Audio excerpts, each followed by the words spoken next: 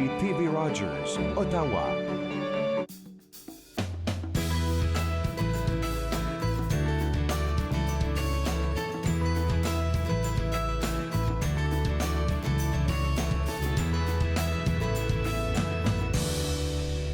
Bonjour et bienvenue entre nous exclusivement sur les ondes de TV Rogers. Je suis Claude Andrea Bonnier. Je me ferai un réel plaisir de passer la prochaine heure avec vous. On a une émission assez chargée aujourd'hui. On va vous inviter à la nuit polaire. Vous allez découvrir avec moi qu'est-ce que c'est. On va aussi repenser les affaires avec un représentant du RGA qui va vous inviter à une conférence. Et tout de suite, pour commencer, je pense que le temps des fêtes a déjà commencé au MIFO, Gabriella. Ah oui, ça commence de bonne heure chez nous. Vraiment de bonne heure, là. On fête le jour du souvenir et le 12 novembre, on est dans le temps des fêtes. Oh mon Dieu, vous êtes rapide. Et puis là, on va commencer avec le banquet des fêtes. Hein? Exactement. Donc, on a plusieurs événements qui s'en viennent pour justement célébrer le temps des fêtes. Donc, on invite la communauté à le faire avec le MIFO. C'est certain que ces événements-là sont plutôt destinés aux 50 ans et plus, mais vous pouvez venir en famille, vous pouvez venir en adulte, il n'y a pas de problème aussi. On invite tout le monde. Là. Donc, pour le banquet des fêtes, c'est le 29 novembre à 17h30. Dans 2 semaines. C'est quand même très bientôt, oui. Et c'est vraiment un souper traditionnel. Donc là, on parle de dinde, de farce, de tourtière, les légumes, les patates, le ragoût et la bûche de Noël, crème glacée. Donc, on a vraiment le... Si vous aimez la bouffe du temps des fêtes, venez prendre votre premier repas de dinde chez nous au MIFO. D'accord. Et évidemment, on termine tout le temps la soirée avec de l'animation musicale et de la danse. Donc, on s'assure qu'on n'accumule pas les kilos. On danse ensuite, donc tout va bien. On mange bien, mais on danse bien. Okay. Et cette fois-ci, ça va être avec François Meloche. Donc, chaque événement qu'on a, c'est quelqu'un qui est de différent à l'animation musicale. Donc, on va vraiment dans tous les goûts. Et les gens peuvent faire de la danse en ligne, de la danse de couple, etc. Donc, on va avoir une belle soirée pour commencer. C'est un beau lien avec les soupers dansants aussi que vous organisez parce qu'il y en a un autre qui s'en vient pour décembre. C'est ça. Donc, tous les mois, on fait un souper dansant. Okay. C'est sûr que celui du mois de décembre, on va dans le thème du temps des fêtes, le 19 décembre. Encore là, on parle de tourtière, ragoût, dinde, mais on va servir de la tarte aux pommes et de la tarte au sucre. Donc, on fait la différence dans le dessert. On demande tout le temps de s'habiller dans un thème spécifique. Là, on y va dans le temps des fêtes. Donc, ça peut être les ugly sweaters, ça peut être des colliers de lumière. On peut aller dans le chic aussi, chapeau de Noël. Tout ce qui est dans ce style-là, on invite les gens justement à se mettre dans l'ambiance et de s'habiller dans le thème. Et ce qui est spécial avec le dernier souper dansant de l'année, c'est qu'il va y avoir un service aux tables. D'accord. Là, c'est une surprise. Je vous dis pas c'est qui va servir. Ça va peut-être être des petits lutins. Mais c'est vraiment un souper, justement, unique à travers l'année parce qu'habituellement, on fait pas le service aux tables de cette façon-là. OK. Ça va être notre professeure de danse en ligne, Francine Levasseur, qui va faire l'animation musicale et elle... les soupers dansants, c'est une bonne façon de découvrir la danse en ligne, par exemple, parce que elle danse avec vous, elle vous montre les pas. D'accord. Et on peut quand même faire la danse de couple et tout ça, mais c'est une bonne façon de découvrir les bases de la danse en ligne. Puis on offre des cours. Donc, si vous aimez les soupers dansants, vous pouvez faire les cours ensuite. Et évidemment, on en a un au mois de novembre qui s'en vient, le 21. Ça va être le thème rayé. Donc, on porte des lignes. Et le menu, ça va être des mets mexicains. Donc, on a eu la neige. On va aller dans le sud pour une soirée. Un peu d'épices dans nos vies, là. C'est ça.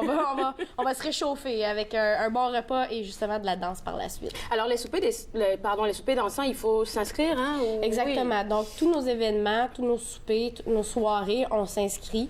Vous pouvez faire à travers votre espace client. Donc, on va au mifo.ca, vous connectez à votre espace client. Ou sinon, vous nous appelez. 613-830-6436. Vous pouvez aussi venir en personne au Mifo quand la réception est ouverte. Puis, à ce moment-là, ça vous permet de toute façon de choisir votre table. Donc, si vous êtes plusieurs amis qui venez au souper, vous pouvez tous vous asseoir à la même table. Vous faites le choix, justement, de... Bon, on est 8, on veut cette table-là. D'accord. Donc, il nous reste 1 minute 30 là, mais il faut qu'on parle de la veillée du jour de l'an. La veillée du jour de l'an. Encore là, une autre célébration pour le temps des fêtes. Évidemment, c'est le 31 décembre, 18h. Souper gourmet avec bœuf, entrecôte de bœuf. Tu m'as donné faim. Oui, moi aussi, je commence à avoir faim déjà. Gâteau Alaska flambé, encore d'animation par, cette fois-ci, dans une fontaine. On va avoir le réveillon et du mousseux à minuit. Donc, on fait vraiment le décompte ensemble. Puis nous, on se dit, il n'y a pas de meilleure façon que de commencer l'année que de le faire avec le MIFO, en bonne compagnie, faire la fête, et justement dans la joie. Et tout ça, ça se retrouve tout sur notre site web, mifo.ca. On a notre calendrier, on a aussi la section des événements. Évidemment, on a notre session d'hiver qui va être annoncée bientôt. On va pouvoir s'inscrire au cours. Dis-leur qu'il ne faut pas prendre assez de temps. Les places remplissent. Exactement. Même oui. pour les cours, pour nos prochains spectacles, il reste juste quelques billets pour chacun des spectacles. Donc, allez voir sur mifo.ca, allez vous faire vos choix. On a vraiment une belle programmation pour tous les goûts et tous les âges. Merci, Gabrielle. On ne pourra pas tout couvrir, mais comme tu l'as mentionné plus de 3 fois, je vais inviter le monde à la maison à visiter le www.mifo.ca. Il y a le banquet des fêtes qui s'en vient. Il y a le souper dansant qui s'en vient pour le 21 novembre. Et par-dessus tout, la veillée du jour de l'an où je vous demande de faire vraiment vos réservations dès maintenant parce qu'elle m'a dit qu'il reste quelques places. Je ne vous dirai pas le nom pour vous décourager, mais allez-y vite maintenant au www.mifo.ca. Après la pause, on va parler de guérir de nos blessures. Vous regardez Entre nous exclusivement sur les ondes de TV Rogers.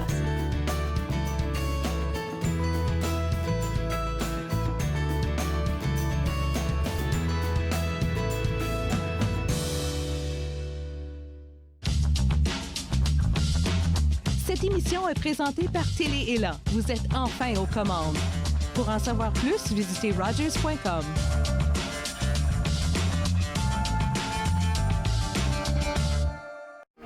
Moi, je m'appelle Alexandre Belki et je travaille comme bénévole. Et moi, je préfère faire le CG, autre que des caméras ou les autres affaires. La raison que j'ai choisi d'être un bénévole à Rogers, c'était plus pour mon futur. Donc, comme j'ai dit, j'aimerais aller travailler avec téléproduction ou même des films. Puis, je pense que TV Rogers, c'est la plus bonne idée. C'est une bonne idée pour l'expérience.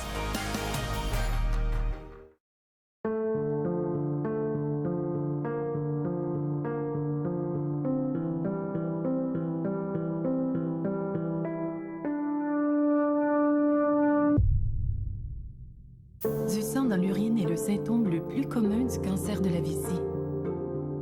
N'ignorez pas ce signe, pas même une seule fois.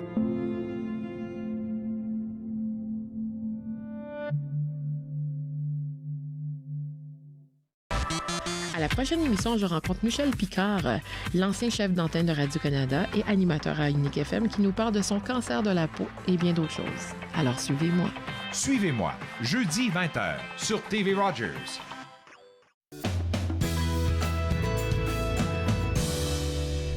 De retour à Entre nous exclusivement sur les ondes de TV Rogers, on parle maintenant de guérir de nos blessures, on parle de guérison physique, on parle de guérison émotionnelle avec notre canalisatrice Marie-Pierre Chaumont. Et puis, quand on parle de guérir, là, je t'ai posé la question tantôt, ça veut dire qu'il y a une blessure quelque part, hein? Bien, en fait, ce que ça veut dire, c'est que notre corps exprime quelque chose. OK. Parce que, oui, on va parler des guérisons émotionnelles, mais moi, j'aime ça le concret, là. OK. Donc, je veux qu'on parle aussi de la guérison physique, Ouais. parce que dernièrement, à travers toutes les sessions que je fais avec les gens sont malades. Il y a beaucoup de choses qui remontent à la surface en ce moment et qui sont appelées à guérir, à laisser aller. OK. Puis la raison pourquoi moi je voulais parler de guérison, c'est parce que j'ai été malade, personnellement. OK. Donc, On parle de maladie physique. Hein, dans le oui, fond, maladie c'est ça. physique. Donc, moi, depuis l'adolescence, j'avais très, très mal dans le cou et dans le dos. Donc, j'avais des problèmes à fonctionner. Puis, à 24 ans, tu le sais, j'ai été diagnostiquée avec le cancer du système lymphatique. Et suite à ça, à 30 ans, j'ai fait un beau burn-out qui m'a... Comment tu utilises la connotation des mots? Tu Mais les c'est choisis mieux de dire bien, que ouais. j'ai fait un burn-out. J'ai fait un beau burn-out. Donc, ça me met de bonne humeur.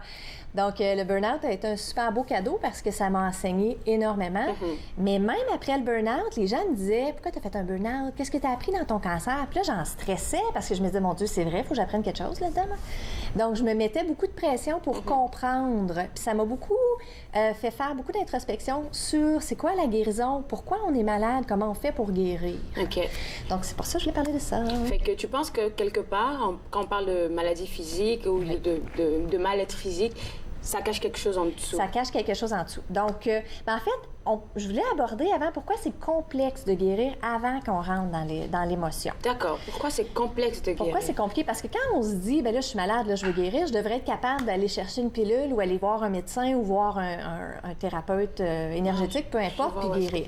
Et je veux faire une parenthèse. Moi, je crois en la médecine traditionnelle et je crois en la médecine holistique. Je pense que les deux devraient fonctionner main dans la main. Ouais. Et souvent, les gens croient que puisque je suis en canalisation, moi, je ne suis pas pour la médecine traditionnelle et ce n'est pas vrai. Je pense qu'on doit aller chercher les outils qui sont à notre portée et associer ce qui fonctionne pour nous. OK. Donc, Donc, souvent, c'est dur de guérir parce que c'est pas juste à propos du corps. C'est à propos, comme tu l'as mentionné tantôt, beaucoup des émotions. OK. Les gens, quand ils ont finalement des symptômes qui sont prêts à écouter, parce que souvent, ça fait des années avant qu'on écoute, ce n'est pas nécessairement à cause du corps, c'est à cause qu'ils ont refoulé beaucoup d'émotions, beaucoup de traumatismes il y a 25-30 ans. Oh mon Dieu. Puis il y a quelque chose que j'avais trouvé extraordinaire, c'est quand j'avais été diagnostiquée avec le cancer, j'avais lu qu'un cancer, ça prend une vingtaine d'années à se développer dans beaucoup de cas. Donc, on pense que, oh non, j'ai été diagnostiquée, qu'est-ce que j'ai fait dans la dernière année, Mais en fait, c'est pas ça, ça prend des années à un cancer à se développer dans beaucoup de cas. Ça doit prendre beaucoup d'aptitude pour pouvoir apprendre à connaître son corps et puis à savoir... à l'écouter tout de suite, parce qu'on est les rois de mettre un bouchon sur nos symptômes, on n'écoute pas du tout. Ouais. Donc, c'est souvent aussi énergétique. On prend énormément ce qui ne nous appartient pas. Puis ça, on ne s'en aperçoit pas. Donc, par exemple, si tu as eu un conflit, là, je prends ça comme exemple, avec ta mère ou avec ton père, et que ta mère, elle vivait des grosses blessures dans son enfance, puis que là, vous arrivez dans le conflit parce qu'elle exprime ses blessures, bien, dans ton énergie, c'est possible que tu prennes quelque chose qui n'est pas à toi. Moi, j'ai une des personnes avec qui je travaille en ce moment, elle souffrait énormément avec l'épaule gelée. Et c'était émotif. Et elle avait pris aussi beaucoup les blessures de sa fille. Sa fille souffrait beaucoup, donc elle avait pris beaucoup ce qui ne lui appartenait pas. Et oui. Puis en prenant conscience, elle a été capable de recommencer à avoir moins mal, à libérer sa douleur. OK. Souvent aussi, on a des programmations. Des programmations qui nous disent qu'on ne peut pas être en santé, que ça va être difficile de guérir. Donc, ça dépend de ce qu'on entend. Dans ta famille, là, vous êtes tous diabétiques. Du coup, t'es comme enregistré ben, dans ton pas dans la mienne. Ah non, mais ça, c'est un exemple aussi. Non. Ah oui, on est diabétique? Mais moi, par exemple, dans ma famille, oui. Vous êtes diabétique. Puis ma mère me dit ça tout le temps. Fais attention parce que ta grand-mère... Fait que là, ça crée des programmations de moi, je prône le diabétisme. C'est possible que je sois diabétique. Moi, dans ma famille, parce que j'ai toujours été malade, les membres de ma famille voulaient bien faire, mais ils disaient, toi, Marie, t'es fragile, toi. Ah oui, toi, t'es encore malade. Fait que là, moi, j'avais encore cette espèce de programmation-là. Puis je commençais à dire aux gens, non, je suis correcte, là, je me sens bien. Quand on levait un meuble, ils voulaient même pas que j'aille à le lever, le meuble. Donc, parce que j'étais la fragile. Fait que moi, j'ai dû choisir que ce n'était plus ma programmation, ça. OK. Souvent, on pense que juste un pansement qui va couvrir toute la maladie. Donc, mettons, j'ai mal au genou. Je me dis, je vais aller voir un physio 2-3 fois, ça va être fini. Qu'en fait, parfois, et en fait souvent, c'est le genou. Ça se peut que ce soit une blessure de sport, mais ça se peut aussi que ce soit la peur d'avancer. Ça se peut que ce soit dans le passé, quand on a fait un pas par en avant, on a eu des situations difficiles, donc on n'avance plus, ça va dans le genou. C'est super complexe. Donc, c'est pour ça que, là, aie pas peur, c'est correct. On peut tous guérir. Parce que je me rends compte que, comme quand tu parles d'énergie, à chaque fois quand on parle, l'énergie se trouve partout. Là, tu nous dis tout le temps. Fait que ça connecte aussi avec notre corps, dépendamment de qu'est-ce qu'on vit. Ouf. En fait, notre corps, c'est une boule d'énergie. Et donc, quand on n'est pas au fait de ce qui se passe dans notre corps puis dans notre énergie, on prend des choses, puis après ça, il faut juste écouter. Mais il y a des solutions à tout. Il y a des solutions à tout? Oui, il y a des solutions. OK. On a des idées préconçues, comme je te disais. Puis, il faut faire un mélange dans la guérison d'introspection et de compassion. Et ça, c'est dur.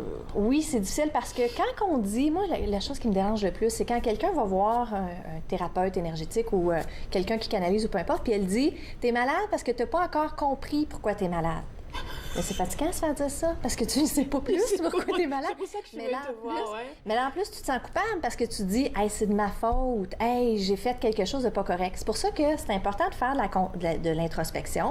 Pourquoi est-ce que j'ai ça à guérir? Mais en compassion. On ne se tape pas sur la tête. Le processus de guérison, il va prendre le temps qu'il va prendre. Puis avant, comme tu as dit, tu y crois beaucoup à la médecine traditionnelle et tout. Ben, si on parle de médecine traditionnelle, on se connaît directement à l'humain, à l'univers, à la nature. Oui. Fait que c'est vrai quand tu parles d'introspection, parce que tu peux te poser d'abord la question de savoir pourquoi est-ce que je me sens comme ça. Exactement. Puis avant d'aller consulter pour quelqu'un d'autre. Oui, qu'est-ce que mon corps essaie de me dire? Moi, l'ostéopathie m'a énormément aidée avec mes maux de cou. Et j'avais une ostéopathe extraordinaire. Donc, durant qu'elle me traitait, on traitait aussi les émotions. On traitait aussi ce que j'avais vécu dans mon enfance. Donc, c'était en équipe. C'était vraiment un travail d'équipe entre le traitement et l'émotif. D'accord. Puis là, tu es venue avec, comme tu as dit, tu ne nous laisses pas aller comme ça, là, nous laisser guérir, des outils pour nous aider à guérir. Et puis, je te garde avec moi. Parce que après la pause, Marie-Pierre Chaumont, notre canalisatrice, va nous donner des outils à elle, mais qui fonctionnent peut-être pour vous, pour pouvoir guérir de tout ce qui est physique et émotionnel. Vous regardez Entre nous, exclusivement sur les ondes de TV Rogers.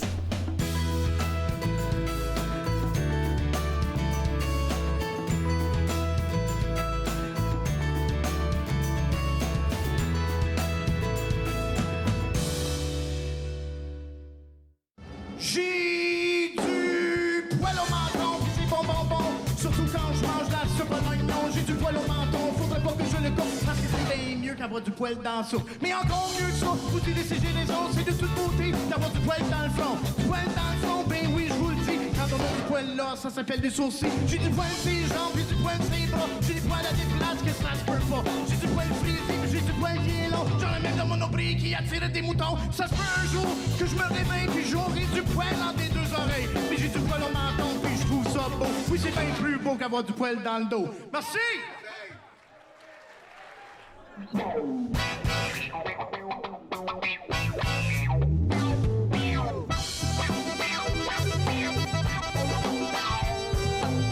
Ah, vous allez chanter avec nous autres? On va commencer avec les mains. Yeah!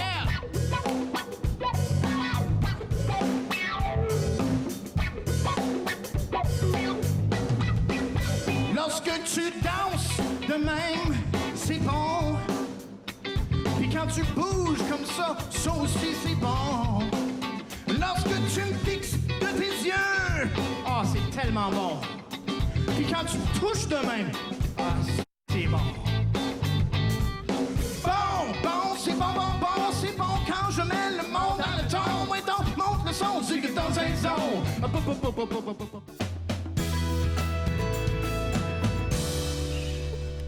De retour entre nous exclusivement sur les ondes de TV Rogers. On parle de guérison et j'en ris déjà parce qu'elle va nous donner des outils, Marie-Pierre, là, qui vont nous aider à pouvoir guérir émotionnellement, physiquement.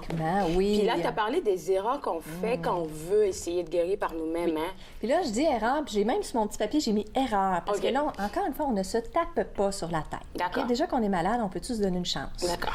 Donc, la première, c'est de ne pas prendre responsabilité pour notre guérison.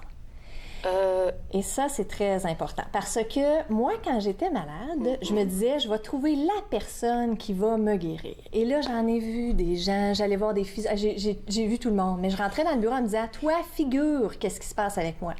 Mais cette personne-là ne pouvait pas tout figurer pour moi parce que c'est un processus personnel, la guérison. Donc, un guérisseur ou quelqu'un qui aide à guérir, elle va t'accompagner vers la guérison, mais c'est ton processus. C'est toi qui dois faire ton travail.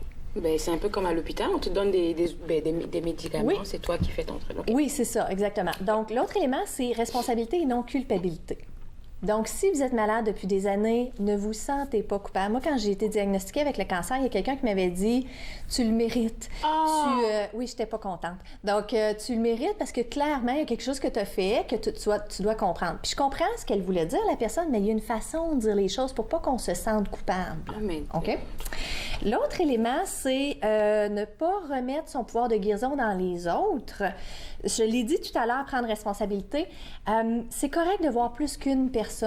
On n'a pas besoin de juste faire une chose en guérison. Okay. Toi, tu fais tes choses, tu travailles avec les gens. Quand mon oncologue, ça fait longtemps, j'ai eu le cancer, ça fait 15 ans.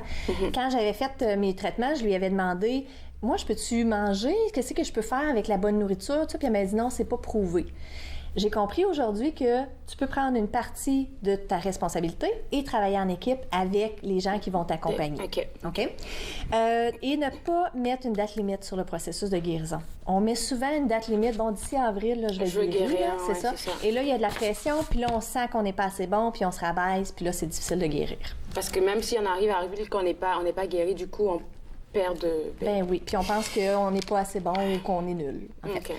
Moi, mais comment j'ai guéri? Parce que je considère aujourd'hui, là, je peux le dire, je suis guérie parce que j'ai rarement quelque chose. J'ai vraiment fait un gros travail de guérison. Donc, j'ai cessé premièrement de me sentir coupable et de baser ma valeur sur est-ce que je suis en santé ou non. Je me sentais vraiment comme si je n'étais pas à la hauteur quand j'étais malade. Je me rabaissais beaucoup. Et ce que ça faisait, c'est que je parlais à mon corps comme étant un fardeau. J'étais fâchée tout le temps contre mon corps qui n'était pas capable de suivre la cadence. J'étais très dure envers moi-même. J'ai changé mon dialogue intérieur. Donc, à la place de lui parler avec colère, maintenant, je parle avec compassion. Ah, OK, je suis fatiguée aujourd'hui. Bon, bien, on va prendre soin de soi.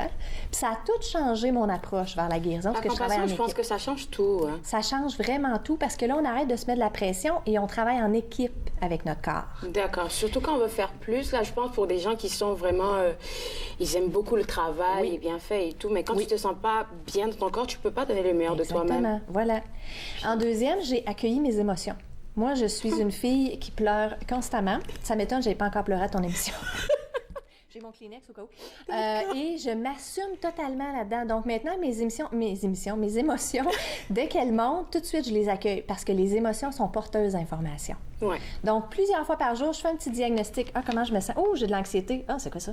Puis là, je respire là-dedans. C'est à qui ça? C'est à moi? Ah non, c'est à cette personne-là. Parfait. Puis là, j'inspire. Petite parenthèse, et tu l'expliques tellement bien dans ton livre Une vie lumineuse, là, fait que je pense que le monde devrait le prendre pour pouvoir mieux comprendre. Oui, comment accueillir les émotions. Oui. Ouais. Souvent, les gens ils disent, moi, je suis trop sensible. T'es pas trop sensible. T'es sensible. Puis c'est un super pouvoir d'être sensible. Donc, de s'accepter comme on est. J'ai commencé à écouter dès que mon corps me parlait. Parce que moi, j'avais une programmation qui disait, si je tombe malade, je vais pouvoir me reposer. Parce que j'ai 3 enfants, dont des jumeaux. Et l'excuse parfaite. Là. C'est ça. Et donc là, j'étais malade, bien là, je pouvais me reposer. Mais là, je me suis dit, ça, là, c'est une programmation. J'ai le droit de me reposer avant. Donc, j'ai des journées où des journées où j'ai pas grand-chose. Bien là, je prends la journée pour me reposer. J'attends pas de tomber malade. Sans culpabilité. Parce que aucune. Oui. Quand on a des responsabilités, on trouve ça difficile, en fait. Sans coupable, mais il y a ça à faire, Exactement. Puis je suis plus efficace quand je reviens ensuite. Oui, ça, c'est tellement vrai. J'ai aussi, puis ça, c'est mon préféré, j'ai commencé à reprogrammer mes blessures racines. Donc, le livre « Reprogrammer votre cerveau pour une vie meilleure » d'Annick Laprade, si vous voulez en savoir plus, c'est extraordinaire. Moi, j'ai réalisé, ça a l'air particulier, là, que j'avais une programmation qui disait que si moi, j'étais malade, je protégeais ma famille pour ne pas qu'elle tombe malade. Tu prenais ça sur toi? Oui. Moi, j'ai le syndrome de la sauveuse. Donc, mes parents, mes sœurs n'ont jamais eu de cancer, n'ont jamais eu de cancer dans ma vie. Puis je me rappelle quand j'ai dit à ma mère, une chance, c'est moi qui l'ai eu, le cancer. Mais je me sens pas mal, là, c'est bien correct. Donc, j'ai réalisé que moi, quand je commençais à me sentir bien, je commençais à stresser parce que je me disais, c'est mon rôle de prendre le fardeau. Et je savais même pas que je portais ça. Je l'ai compris il y a 2 semaines, cette programmation-là. Et je l'ai libérée grâce à la technique de libération émotionnelle, qui est fantastique. Moi, je me disais... C'est une technique dont elle parle dans son livre? Oui, Annick, elle en parle. Oui, c'est particulier, là, mais ça marche. Moi, je me disais, ça faisait des années, j'en entendais parler, puis je me dis, ça, c'est du n'importe quoi. Ce n'est pas du n'importe quoi, c'est extraordinaire. Parce que ce qui arrive, c'est que ma programmation qui disait que c'est moi qui dois être malade pour les autres, c'était un contact automatique dans mon cerveau. Et donc, ce que c'est, ça, il y a une technique, là, ça a l'air assez particulier, puis c'est dans le livre, je vais vous laisser le lire pour pas que je fasse en ligne. Et ce que ça a fait, c'est que j'ai eu besoin de le faire 2 fois, et ça a complètement disparu, ma programmation. Je la porte plus. Pour de vrai? Oui, c'est fantastique. Mais là, je pense qu'il faut de la volonté, là, parce qu'il faut laisser ton esprit comme ouvert à ça. Non, c'est ça qui est particulier, parce que c'est pas à propos de la volonté, c'est la programmation du cerveau. On coupe la programmation à la source. Que tu me donnes envie de lire ça. Il faut absolument que tu regardes, surtout parce que ce qui arrive, c'est qu'il y a des gens qui souffraient d'anxiété majeure et après l'avoir fait 2-3 fois, ça a énormément baissé. Moi, je détestais l'hiver, puis je l'ai fait à travers la reprogrammation. 2 fois, là, j'ai plus aucun problème avec l'hiver. Fait que t'adores la neige qu'on trouve dehors actuellement. Elle me dérange plus. Elle me dérange plus. Ce qui est arrivé, c'est que le contact émotionnel négatif a été coupé. Fait que là, j'ai plus de négativité face à ça. Oh, wow. Fait que ça a été extraordinaire pour moi. Et j'ai demandé à mes guides de me guider vers les bonnes personnes pour m'aider. Je sais que j'ai besoin d'aide, là. Guidez-moi vers les bonnes personnes. Puis j'ai rencontré des personnes extraordinaires qui m'aident avec ma guérison. Les guides, là, il faut pas beaucoup leur demander. Il faut être juste comme spécifique et puis... Mais en fait, tu peux leur demander n'importe quoi. Moi, ils sont dans le jus, mes guides. Là. Je leur demande constamment des choses, des bottes d'hiver, un stationnement chez Costco. C'est la folie furieuse. Mais c'est parce que ce que c'est que je place mon intention avec eux. Puis énergétiquement, j'émane ça. Puis là, les informations montent super facilement. Je suis sûre que peut-être les gens qui nous prennent de cours, là, ou en cours, maintenant, ils vont se... Les guides, ben, c'est quoi ça, si vous l'en Ils vont dire, c'est intéressant jusqu'à date, mais là, elle parle des guides. C'est qui les guides? Mais en fait, elle en parle beaucoup plus dans son livre, Une vie lumineuse. C'est une équipe extraordinaire, les guides. Là, vous allez les découvrir. Oui. Puis moi, j'aimerais bien qu'on mentionne que tu es en train de nous apprendre, nous qui te suivons sur Facebook, à méditer. Oui, et tous les matins à 6h15 à MP Chaumont sur Facebook, en direct pendant 15 minutes à 6h15. Je médite, puis je vous médite avec moi. Fait que ça va être 21 jours, puis ensuite le week-end, ça va. Puis on prend des cours aussi. Tu donnes des petites astuces là pour pouvoir apprendre à méditer. Le faire à la maison. Si vous ne pouvez pas être là à 6h15, bien, c'est enregistré, donc vous pouvez le faire plus tard dans la journée. Merci beaucoup, Marie-Pierre. Merci à toi. Puis je pense que ton site web, pour prendre des rendez-vous aussi, oui, parce qu'on peut avoir des rendez-vous avec toi. Définitivement. D'accord. Oui. Alors, comme elle a mentionné, plein d'affaires. Vous savez maintenant comment guérir de vos guérisons physiques, guérisons émotionnelles et tout ça. Vous avez besoin d'un rendez-vous ou même prendre son livre www.mariepierrechaumont.com. C'est le site web à visiter. Après la pause, on va parler de repenser vos affaires. Vous regardez Entre nous, exclusivement sur les ondes de TV Rogers.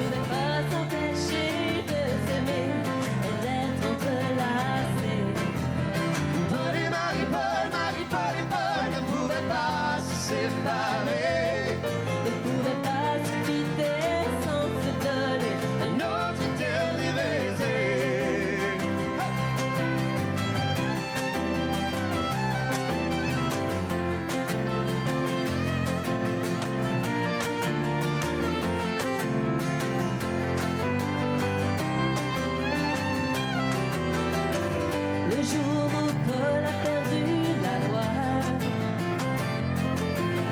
Marie-Paul a retrouvé sa foi.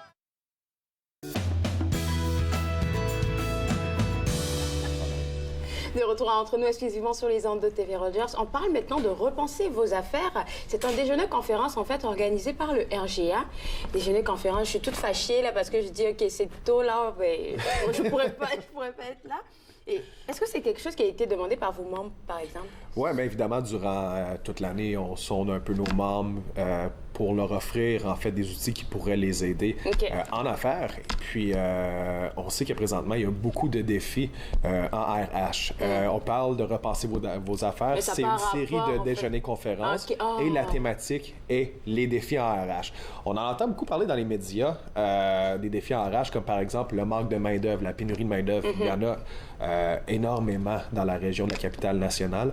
Et c'est pourquoi on a décidé justement d'offrir les défis en RH à nos membres et nos membres également qui veulent assister à l'événement qui va se dérouler demain au Centre des Arts Shankman. Tu disais tantôt, c'est un petit peu tôt, c'est pas si pire. 7h à 9h, c'est à peu près à l'heure où on déjeune normalement. Mais pire pour moi, en fait, parce que là, je suis en train de me rendre ici au studio. Oui, mais c'est pas si pire. Donc, 7h à 9h au Centre des Arts Shankman demain. Et puis, c'est ça, les défis en RH. Donc, on va aborder plusieurs sujets avec un panel de 3 conférenciers. Puis, ça va être très intéressant. Évidemment, là, on va aborder les sujets de la rétention des effectifs, comment garder ses employés, comment leur offrir des bonnes conditions pour qu'ils veulent rester justement à l'emploi.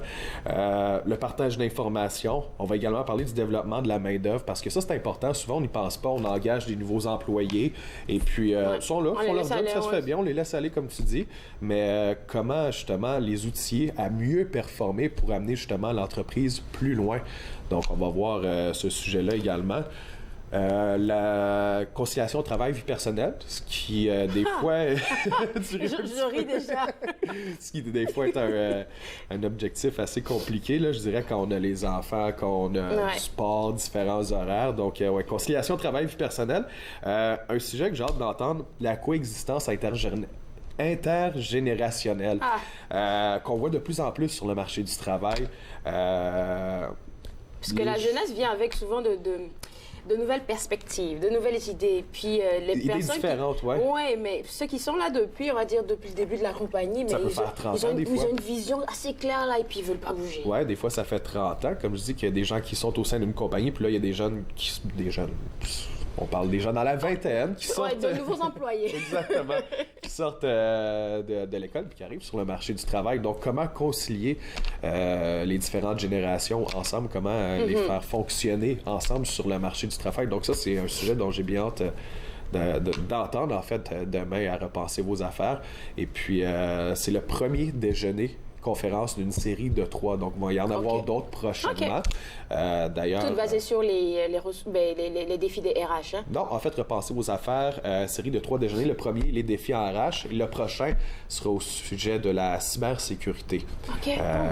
Donc, on a bien hâte d'aborder le sujet. Je vais te laisser... tu voulais dire quelque chose parce que là, j'avais envie de te couper un peu. Là, tu as mentionné, avant que tu tournes ta page, tu as mentionné le fait de développer les employés, le développement des employés dans un espace de travail. J'ai écouté un conférencier il y a quelque chose comme 2 semaines là, qui mentionnait le pourquoi que les compagnies ne fonctionnaient pas bien. Quand tu demandais aux employeurs, ils se plaignaient du fait que les employés n'étaient pas les bons. Puis les employés disaient qu'on n'avait pas les bons employeurs. Fait qu'il y a un manque de communication qui fait que ça... Oui. La culture organisationnelle, elle n'est pas bien bâtie quelque part. Ce qui est important, la culture organisationnelle, évidemment, on va en glisser un mot demain, justement, à la conférence « Repenser vos affaires ». Très, très important pour amener l'entreprise ailleurs, justement, pour l'amener vers le succès souhaité. Donc, c'est certain qu'on va en jaser demain également. Et puis les conférencières, là, on voit juste des femmes. Hein? C'est un beau point. Ben, c'est super. C'est super. Et puis, on a un très, très bon panel qui va être très intéressant demain. On a Julie Potvin qui évolue chez Mercer depuis maintenant 19 ans. Madame Potvin empoche un diplôme d'administration des affaires au collège Algonquin et est licenciée d'une d'un programme de qualification en assurance de personnes. Chez Mercer, elle occupe le poste de conseillère principale en domaine santé du bureau. Julie Potvin aide ses clients à concevoir des stratégies en assurance collective, donc conseille ses clients. On aurait également Céline Delorme de chez Emma Harnden. Madame Delorme exerce dans tous les domaines du droit de l'emploi, là, je dirais, et du travail. Et puis, elle est chez Emma Harnden depuis 2008. Et puis, depuis son arrivée au cabinet, eh bien, elle dessert les clients fédéraux, provinciaux dans les secteurs publics, parapublics et privés également.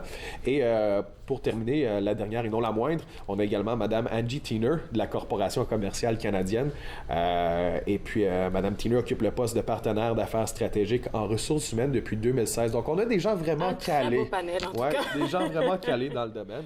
Dans le fond, pour bien outiller les gens qui vont assister à la conférence pour leur permettre justement de se ressortir avec des outils pleins pour faire avancer leur société, leur entreprise. Puis également, ça va permettre aux gens de rencontrer d'autres gens d'affaires, comme chaque activité des belles connexions, du regroupement des gens d'affaires de la capitale nationale. Donc, c'est certain qu'il va y avoir du réseautage également, ce qu'on aime toujours, donc ce qui va créer de nouvelles opportunités d'affaires. Ce qui est toujours un but avec nos événements aussi. Alors, comment est-ce qu'on fait pour s'y rendre? Est-ce que je me présente juste là ou il faut aller sur le site web pour réserver? Bonne question. Il faut aller sur le site web rga.ca pour réserver sa place. Il y a des coûts qui sont reliés, évidemment. Vous allez voir sur le site web pour acheter les billets et la réservation parce que c'est un déjeuner-conférence. Donc, on va se nourrir avant de poursuivre notre journée au travail. Et puis, vous pouvez aller au rga.ca. D'ailleurs, on a un nouveau site web qui a été lancé dernièrement. Donc, on vous invite à vous y rendre pour vous inscrire. On a très hâte de vous voir demain au Centre des Arts Schenkman. Je le répète, c'est de 7h à 9h. OK, merci beaucoup. Ça fait plaisir, merci à vous. Alors, comme il a mentionné, c'est demain 7h à 9h au Centre des Arts Schenkman. Vous avez besoin de prendre vos inscriptions.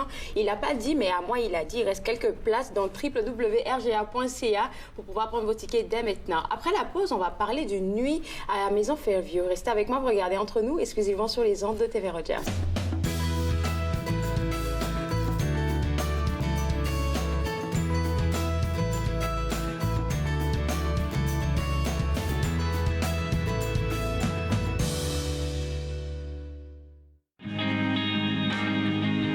Dernière partout, une partie de ça avant de demander au Dieu de me pardonner tous les gestes qui m'éloignent de nous.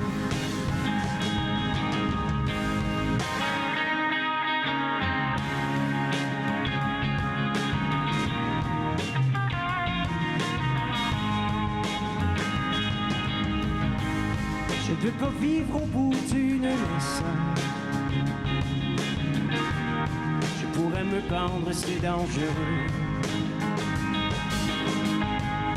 J'ai peur que le feu de l'ivresse s'éteigne au fond de mes yeux. Mais ton cœur habite la bonne adresse, loin des amours paresseux. Ici je ne manque pas de caresses,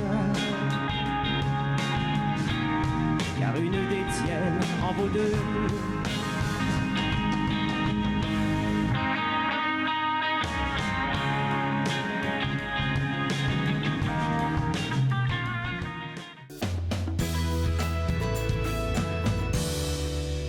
De retour à Entre nous, exclusivement sur les ondes de TV Rogers. Je vous parle d'un événement assez spécial qui s'en vient à la Maison Fairview. Avec moi, deux auteurs. J'ai avec moi l'auteur qui est Raymond Ouimet, ici à ma gauche, pardon. Et avec vous, je vais parler aussi avec vous. En fait, je vais parler d'abord du genre polar. Parce que je vous ai dit tantôt, là, je ne sais pas qu'est-ce que c'est. Le genre polar. Ce dans quoi vous écrivez? Bien, généralement, le genre polar, c'est du roman policier. OK. Mais maintenant, on rentre là-dedans, le thriller, le suspense. Mais il faut qu'il y ait un crime et autant que possible une résolution du crime. Et avec vous, Isabelle, vous allez collaborer pour une série, ou pas une série, là, mais une affaire policière, un roman, peut-être. Au moins une nouvelle. Une nouvelle qui s'en vient pour ça. Pourquoi vous êtes au Canada? C'est que vous avez gagné, vous êtes lauréat de la résidence fantastique. Oui. C'est quoi déjà ça? Alors la résidence fantastique, c'est une résidence qui a lieu concrètement à la maison Fairview, dans laquelle aura lieu la nuit du polar, samedi prochain. C'est-à-dire que je suis hébergée à la maison Fairview pendant tout le mois de novembre. Et c'est une résidence qui est organisée conjointement par le Salon du Livre de l'Outaouais, l'Association des auteurs de l'Outaouais, la Résidence de France et la ville de Gatineau qui a donc mis à disposition cette maison fantastique, c'est le terme, voilà, c'est ça. Et donc moi je suis invitée et Raymond, je viens de France, et Raymond, lui, va assurer la partie locale en fait de nos travaux, voilà. Fait que vous avez déjà pensé à quelque chose du coup? Parce que là, vous êtes en train de créer peut-être pour une nouvelle. Est-ce que vous avez des choses à nous dévoiler un tout petit peu? Non, pas vraiment. On a commencé à penser à ça. Là. Moi, j'avais des trucs à finir. D'ailleurs, j'espère les finir aujourd'hui. OK. On va pas prendre trop de temps, là. Ouais, puis de sorte que, donc, après ça, là, on commence à travailler sur un projet, à tout le moins un projet de nouvelle. Là. On a une petite idée. Là. On va voir comment on va pouvoir travailler ça. Alors, on va vraiment rentrer dans cet événement assez spécial qui est une nuit à la maison Fairview. C'est quoi comme événement déjà? Parce qu'on va passer toute une nuit là-bas, de 9h, je pense, à minuit, là. Ah, mais c'est pas toute une nuit, ça? Oui, mais c'est quand même long. On peut faire un gros dodo pour ça, là. Alors, qu'est-ce qui va se passer à cet événement? Alors, il y a 5 auteurs qui vont être installés un peu partout dans la maison Fairview, qui est une assez grande maison. Une grande maison. Dans la cuisine. Donc, voilà, dans la cuisine, dans la cave, dans le bureau, dans le boudoir.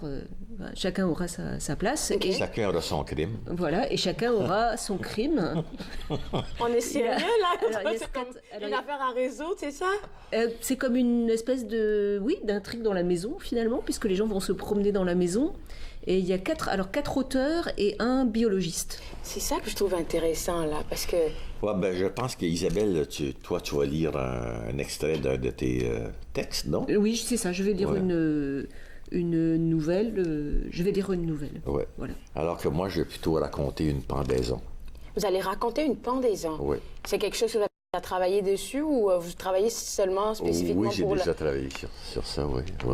D'accord. Et puis, on va essayer d'élucider des crimes. C'est bien ça, de ce que j'ai compris avec les 4 auteurs. Parce qu'il y aura un biologiste judiciaire qui sera sur place aussi, qui vous accompagne. Oui, tout à fait. Oui. Mais pas nécessairement élucider, mais au moins faire comprendre aux gens, comme moi dans mon cas, faire comprendre ce que c'était une pendaison au Canada. Est-ce qu'on pourrait avoir un petit bout, juste un tout petit bout? Ben, il meurt. Oui. Mais oui, il meurt. Mais c'est quoi un peu l'histoire qui tourne autour, en fait? En fait, il n'est pas nécessaire dans ce cas d'avoir une histoire. Il y a eu tellement de pendaisons. Je peux raconter comment une pendaison se passait, mais je vais vous donner un exemple. OK. Au Québec, par exemple, la potence, ou l'échafaud, comme on l'appelait, quelle couleur vous pensez qu'elle était? Ben, marron ou noir, en tout cas des couleurs très sombres. Et non, rouge sang. Rouge sang? Oui. C'est la couleur de la potence au Québec. OK. Parce que c'était comme ça en Nouvelle-France. Le bourreau était habillé de couleur rouge sang. Et on a perpétué ça jusqu'en 1938. Mon Dieu. OK, fait vraiment des affaires de thriller, de mort et tout que vous allez travailler là. Et ce sera quoi le décor déjà dans la maison? Du coup, Ben, c'est une maison du 19e siècle. Hein? Oui, mais est-ce qu'on aura des... Je sais pas. Les pièces seront... J'ai pas demandé à Isabelle si elle avait rencontré des fantômes jusqu'à ce jour. Non, mais la potence est déjà installée dans la cuisine. Vous me faites peur, en fait. Il y a même des couteaux dans les tiroirs. Oh, mon Dieu. Alors, les gens qui vont venir vous rencontrer, en fait, parce que vous n'êtes pas juste tous les deux, il y a 2 auteurs qui vont se joindre à vous. M. Sénécal, qui est bien connu. Hein? Mais je pense que les gens vont pouvoir rencontrer des auteurs. 1, 2, pouvoir poser des questions aux auteurs. 3, apprendre des choses sur le monde du crime à travers l'histoire. À travers l'histoire. Et puis le biologiste, en fait, ce sera quoi son rôle à lui? Vous savez un peu? Pourquoi il sera avec vous? Moi, je ne l'ai pas rencontré. Moi encore. Donc c'est il s'appelle François Julien. Oui. Il sera dans la cuisine de la maison Fairview et c'est à peu près tout ce qu'on sait. Ouais. Si quelqu'un veut jouer le rôle de cadavre, peut-être qu'il pourra faire une autopsie. Mon Dieu. OK, d'accord. Vous allez vous inspirer un peu de tout ce qui va se passer à la maison pour faire votre nouvelle ou avec les idées que vous avez, vous pensez que vous êtes déjà bon pour faire votre nouvelle à tous les deux? Je pense qu'on a l'esprit déjà assez tourné pour Mais selon ce qui va se passer donc, durant la nuit du polar, il pourrait y avoir une inspiration supplémentaire. Ça se peut, parce que tout ce que vous me racontez là, et puis le truc, c'est qu'on en a parlé, on parle de pendaison, on parle de couteau, on parle d'autopsie, mais en fait, ça sera dans une belle ambiance. On aura une belle ambiance, de la bonne musique. On est là pour... on est là pour avoir du plaisir. Avec un bar et tout. Fait que, ouais, je pense que... Ah oui, il va y avoir un bar? Oui. Il y aura un beau bar, là. Ah, OK. Il y aura une déambulation dans un premier temps, par petits groupes, et ensuite une table ronde avec tous les auteurs. Oui. Une table ronde avec... Vous attendez combien de temps de personnes, pardon? Est-ce que vous savez? Environ 80, je pense. Environ 80 personnes, oui. Il reste encore quelques places. J'ai entendu... de disponibles, Donc, dépêchez-vous parce que c'est samedi soir. C'est samedi soir. Samedi soir prochain, oui. Donc, après-demain, en fait, c'est ça. À 9h, de 9h à minuit. Et puis, comme on a mentionné, ils vont vous rencontrer. Ça, c'est une première des choses. Vous allez essayer de discuter avec eux de vos œuvres. Et puis, en troisième partie, on va danser un tout petit peu, puis on va partager. On va danser? Oh, oui, avec danse. la bonne musique, parce que les artistes qui viendront, là, ils font de la bonne musique. La danse macabre. De la danse macabre. Merci à vous deux. Et puis, moi, je vais inviter le monde à passer à la Maison Fairview ce samedi, de 9h à minuit. Et nous vous invitons, hein? Oui, malheureusement, j'ai un événement, sinon je serais venue, j'ai pensé à ça, et puis c'est déjà samedi, là, c'est après-demain, donc www.slo.qc.ca, c'est le site web à visiter pour prendre vos tickets. Il en reste juste une vingtaine, je préfère vous le dire en même temps, c'est déjà pratiquement plein, donc n'oubliez pas de visiter encore une fois le site web. Après la pause, nous allons découvrir la Fondation communautaire d'Ottawa. Vous regardez Entre nous, exclusivement sur les ondes de TV Rogers.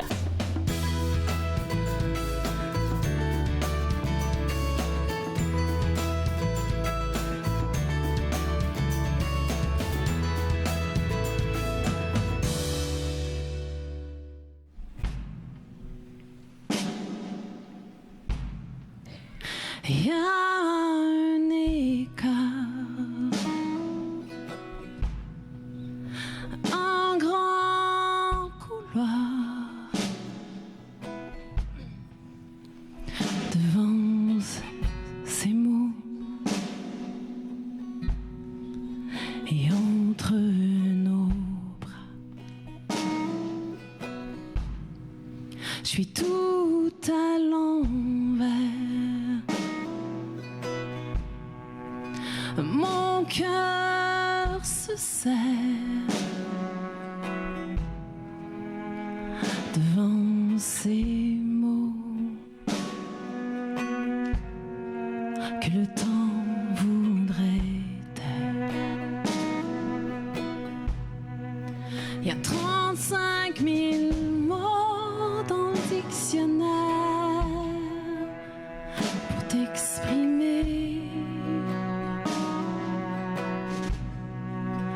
35 000 fois que j'ai essayé de te parler.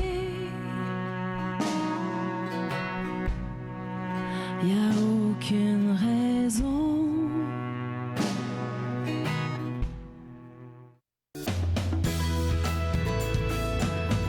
Si vous habitez Ottawa depuis un certain temps, il se peut que vous ayez marché le long de la rivière des Outaouais, déambuler près du marché Baille ou passer un après-midi à la place TD.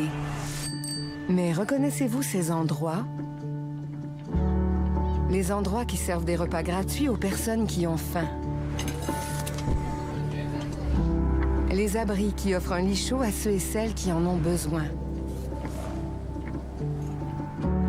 Et les lieux où les jeunes peuvent se préparer à chercher de l'emploi. À la Fondation communautaire d'Ottawa, nous connaissons bien ces endroits.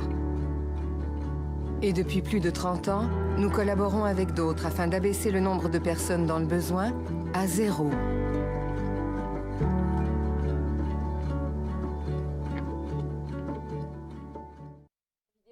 La Fondation communautaire d'Ottawa existe depuis plus de 30 ans. Et c'est quelque chose que, malheureusement, pour moi, je ne connaissais pas. Et puis, je me suis dit, OK, avec ce qu'on voit dans la vidéo, tout le travail que vous faites, vous êtes comme des anges qui êtes cachés dans la communauté et qu'on ne connaît pas. Oui, on n'est pas cachés, mais on a du travail à faire. Fait que vous êtes tellement occupé que voilà. C'est ça, mais on peut en prendre davantage, oui. Est-ce qu'on pourrait parler un peu de la fondation? C'est quoi cette fondation-là? Donc, la Fondation communautaire est un organisme de bienfaisance. On existe depuis 30 ans et on fait partie d'un réseau de 190 autres fondations communautaires à travers le Canada. Donc, on fait partie d'un réseau important. Il y a des petites fondations de 2-3 personnes qui travaillent comme bénévoles et les très grandes, comme Winnipeg, ont un fonds de dotation qui, je pense, approche le billion. Et chez nous, on travaille avec les donateurs dans la communauté. Donc, ça peut être un individu, un organisme qui veut faire du bien dans la communauté. Ils viennent travailler avec nous et ils ouvrent un fonds. Ils commencent un fonds avec nous. Le minimum est de 5 000 $, mais on peut lever ce montant-là sur quelques années. On investit le capital et on prend 4,2 % du capital et c'est l'intérêt qu'on peut redonner à la communauté. La communauté d'Ottawa est très généreuse. À chaque année, on amasse de 20 à 25 millions de dollars. Donc, ces fonds-là, on en a à peu près 1000 différents fonds qui ont été créés par la communauté, nous permettent de redonner à la communauté de 10 à 12 millions de dollars. Et on le fait à travers les subventions qu'on donne à au-delà de 500 différents organismes. Et ces subventions-là vont à une très grande, vaste, différents organismes dans la communauté. On donne des subventions on a aux parlé arts, dans la les vidéo, animaux, l'emploi chez les jeunes, culture, art, transport, musique.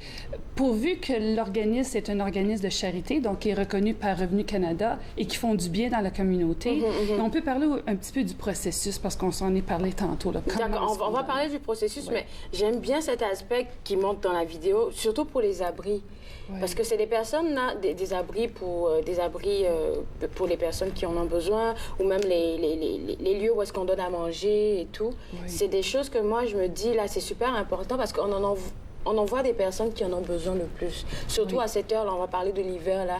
Ils vont rechercher des abris, ces personnes-là. Puis c'est des organismes qui travaillent à augmenter leurs services et améliorer leurs services à chaque année. Nous, on vient de temps en temps leur donner une subvention. Ils doivent faire une demande, mais on les aide. Il y a d'autres octrois, d'autres subventions que ces gens-là vont chercher. Et de plus en plus, on encourage et on travaille avec ces organismes-là pour, dans certains cas, commencer une entreprise sociale. Et ce que ça leur permet de faire, c'est d'aller chercher des revenus de sources différentes pour qu'ils soient moins dépendants de subventions. Comme c'est ça, indépendant en fait. Exactement. C'est pas évident, ça prend du travail, mais on se penche sur cette opportunité-là de plus en plus. On a au-delà de 200 entreprises sociales à Ottawa et c'est des organismes de bienfaisance qui vont aller chercher d'autres sources de revenus, mais qui vont offrir un service à la communauté que les gens vont payer pour. Jusqu'à date, vous travaillez avec combien d'organismes ou bien d'organismes à cette date? Les subventions, on les donne au-delà de 500 organismes, mais à l'année? À chaque année. Mais à Ottawa, on compte, je pense, près de 2000 différents organismes. Wow. On en supporte des centaines et de temps en temps, on se rend compte qu'il y a des gens qui ne nous connaissent pas, qui ne sont pas nécessairement au courant, qui peuvent venir nous voir, nous jaser de leurs projets, leurs besoins, et de là, ils peuvent nous donner une subvention, on les évalue, et puis par la suite, ils peuvent recevoir des subventions pour faire leur travail. Ça, c'est un peu le processus. Donc, la Fondation, elle est là pour appuyer les différents organismes qui essaient de faire du bien dans la communauté. Bon, alors, on va se parler du processus maintenant. Comment est-ce que, maintenant qu'ils sont peut-être en train de voir quelque chose à la télé, comment est-ce qu'ils font pour vous rejoindre? Comment ça se passe? Une conversation, souvent, c'est ce qu'on recommande, de nous appeler, mais sur le site web, il y a déjà beaucoup de bonnes informations. Si votre organisme ne nous connaît pas et que vous êtes un organisme de bienfaisance et vous avez besoin d'aide, on accepte des subventions, des demandes de subventions quelques fois par année. Soit pour une subvention, un montant, disons, vous avez besoin d'un 5 000 $, un 10 000 $. On a aussi des demandes pluriannuelles. Donc, si c'est un gros projet de 50 000 $, on va peut-être dire c'est un gros projet. On voit que vous avez des besoins la première année à monter votre projet. Vous allez... Donc, tout doucement. Tout doucement. On va vous donner possiblement 10 000 pour 3 ans ou 5 000 pour 3 ans. Chaque organisme est différent, chaque situation est différente, mais il y a différentes façons de venir nous voir, de nous donner une demande de subvention. On a un comité qui fait la révision de ces subventions-là. On vient justement de finir un processus et de là, on décide à qui on donne ce 10 à 12 millions de dollars. Le comité de subvention, eux, au total, donnent environ 1 million. Mais il y a plein d'autres façons que la Fondation communautaire supporte la communauté pour différents projets. On n'aime pas dire non. Si c'est un bon projet, si vous amenez des partenariats qui est absolument essentiel, et s'il y a vraiment un besoin dans la communauté, on va vous donner une subvention. On essaie de dire non le moins souvent possible. Puis là, on peut voir à l'écran le site web. Fait que comme l'avait mentionné tout à l'heure, on peut juste aller en fait sur le site web. Oui, absolument. Et puis, il y a différents onglets où est-ce qu'on peut... Oui, je dirais sur le côté subvention. Allez voir justement les différentes possibilités de nous demander pour des fonds, mais il y a aussi pour les donateurs, parce qu'on n'existe pas sans les donateurs. Et donc, si vous êtes un membre de la communauté et vous voulez faire du bien, comme je disais tantôt, vous pouvez établir un fonds. C'est grâce à la générosité de nos donateurs qui nous permet de faire ces subventions-là. Sans eux, on n'existe pas. Qui peut peut-être expliquer pourquoi il y a beaucoup de gens qui nous connaissent pas. Si vous êtes un donateur, vous nous connaissez. Si vous êtes un organisme de bienfaisance, vous nous connaissez. Notre travail, c'est de partager ces belles opportunités-là avec le reste de la communauté. Mon Dieu, c'est extraordinaire. Qu'est-ce que j'en ai même comme des petits frissons parce que je me dis, si ça... Vous recevez, c'est pas comme si vous recevez des donateurs de l'argent ou des fonds que vous allez garder pour vous et puis décider non. Vous avez dit tantôt, vous n'aimez pas dire non. On n'aime pas dire non. Pour aider en fait. C'est ça. Et on investit, comme je disais, 4,25 % du fonds de dotation qui est maintenant à 160 millions et qui s'accroît à tous les ans. Donc c'est grâce à... On a un comité d'investissement qui est très judicieux. Ils font affaire à ce qu'on garde un bon retour sur nos investissements qui nous permet de toujours en... Et puis votre travail, vous le mettez dans ce beau bulletin-là que vous avez apporté. Je vais le montrer à l'écran. La communauté d'abord. C'est un bulletin semestriel, donc qui explique un peu votre travail. Hein? Oui, justement. Puis on choisit un thème à chaque année. Le dernier thème pour l'édition d'automne, c'était sur l'environnement. Et dans ce bulletin, on partage des nouvelles des donateurs, les nouvelles des gens qui reçoivent des subventions et de nos bénévoles. Et il y a une belle nouvelle là-dedans qui vient expliquer le deuxième rôle qu'on aime jouer dans la communauté, qui est d'aller chercher des partenariats. Et il y a quelques mois, on a annoncé à la communauté qu'on allait se pencher sur le changement climatique. Le gouvernement fédéral nous a investi 20 millions avec la Fondation communautaire d'Ottawa, qui veut dire qu'on est un de 7 centres sur le climat à travers le Canada. C'est spécial.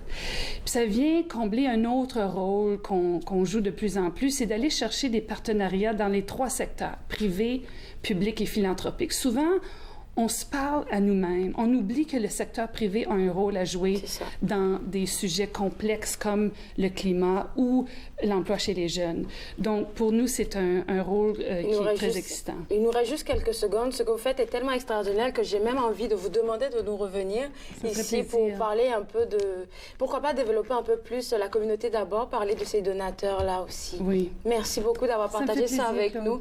Et puis voilà, maison, vous pouvez faire une demande pour un don ou même être donateur au www.ocf-fco.ca. C'est le site web à visiter. On se revoit juste après la pause. Regardez entre nous exclusivement sur les ondes de TV Rogers.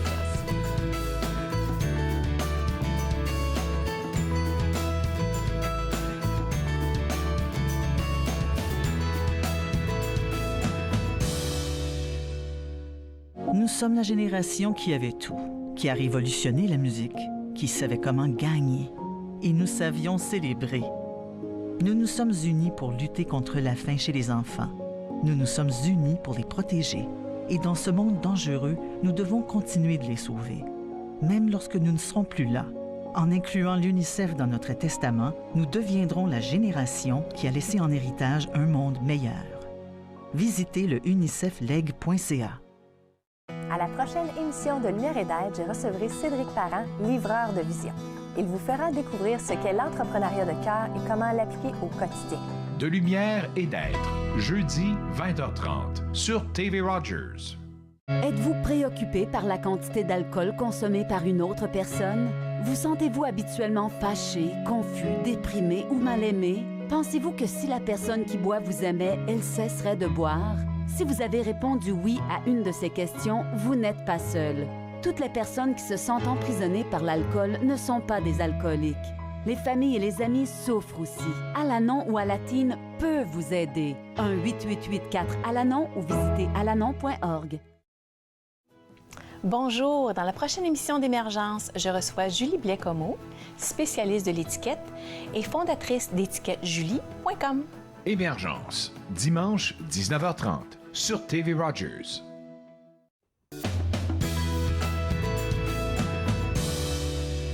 De retour entre nous exclusivement sur les ondes de TV Rogers, il y a 2 émissions spéciales que nous sommes en train de préparer ici pour vous et je vous dis que vous devez absolument les voir. Je vais commencer par le lundi 25 novembre prochain. Nous vous présenterons une émission spéciale en direct des locaux du journal Le Droit et consacrée entièrement à cette publication chère aux Franco-Ontariens. Vous découvrirez l'histoire de ce quotidien plus que centenaire ainsi que les artisans passionnés qui y travaillent. Nous discuterons de leur avenir, du journal et des défis inhérents à une concentration numérique de l'information. C'est une émission spéciale que vous ne devez pas manquer. Ensuite de ça, le vendredi 29 novembre, nous soulignerons le premier anniversaire de la manifestation Résistance franco-ontarienne.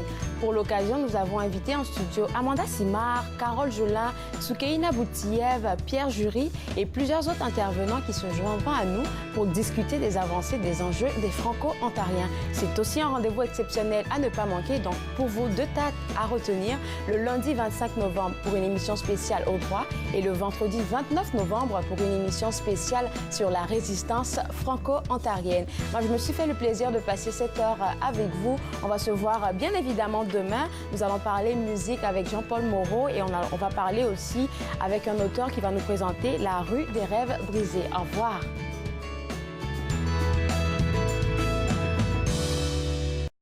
Faites-nous part de vos commentaires en composant le 613-521-2323 par courriel sur Facebook et Twitter.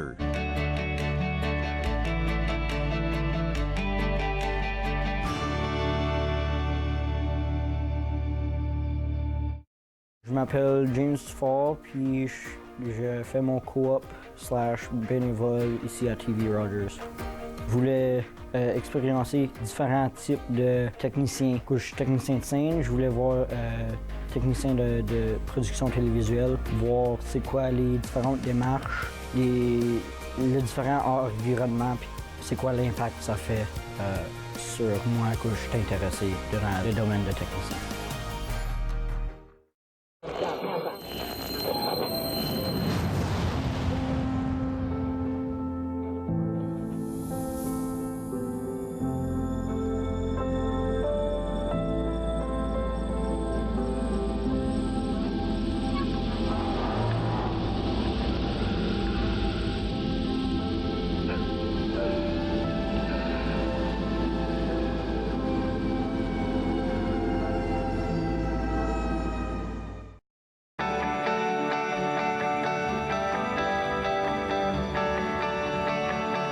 Vous regardez TV Rogers, Ottawa.